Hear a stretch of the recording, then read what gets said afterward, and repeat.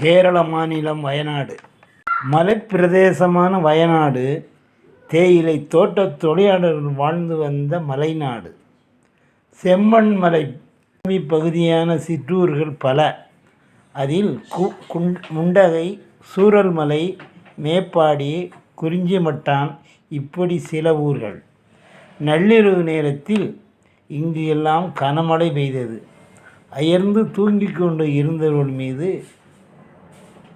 மழையால் மண் சரிவு ஏற்பட்டு வீடுகள் இடிந்து அவர்கள் மேல் விழ, நிலச்சரிவால் வாழ்ந்த வீடுகள் இடிந்து விழ, காட்டாற்று வெள்ளம் கரை கடந்து ஓடி வர, நித்திரையில் அயர்ந்து தூங்கியவர்கள் நினைவு திரும்பாமலேயே மடிந்து மாண்டு போனார்கள்.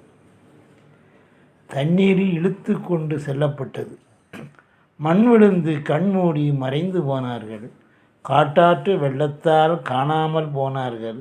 நிலச்சரிவால் நிற்கதியின்றி மண்ணுக்குள் புதைந்து போனார்கள். உயிரோடு எல்லோரும் சமாதியானார்கள். வயநாடு நிலச்சரிவு சம்பவம் மறக்க முடியாத துயரச் சம்பவம். வரலாறு காணாத பேரழிவான சம்பவம். இறந்தவரின் எண்ணிக்கை எத்தனையோ கணக்கில்லை. உடைமைகளை இழந்தவர்கள் என்பதும் கணக்கில்லை. உறவுகளை இழந்தவர்கள் எத்தனை பேர் என்று தெரியவில்லை. மக்கள் வாழ்ந்த பூமி மயான பூமியானது.